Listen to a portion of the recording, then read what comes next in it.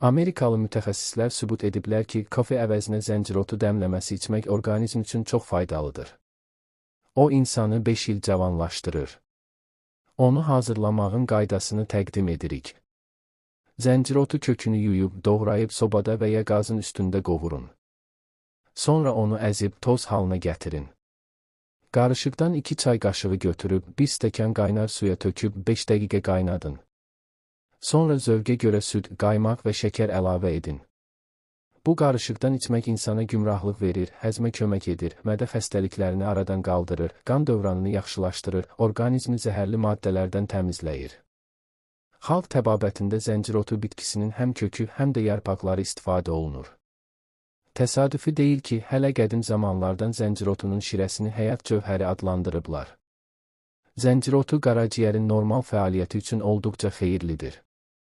Bu bitki ödqovucu xassəyə malikdir. Qanı təmizləyir və qan azlığı olan insanlar üçün faydalıdır. Bədəni qüvvətləndirir və orqanizmin immun sistemini gücləndirir. Bu bitkidən müntəzəm istifadə etdikdə dəri təmizlənir, üzdə olan sızanaq problemləri aradan qalxır.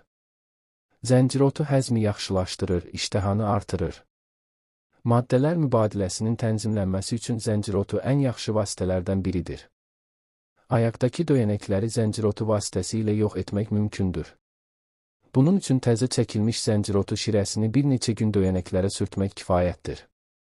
Zəncirotu orqanizmdən toksinlərin çıxarılması üçün effektlidir. Xüsusilə uzun müddət kimyəvi dərman preparatları qəbul etmiş insanlar üçün bu bitkidən istifadə məsləhət görülür.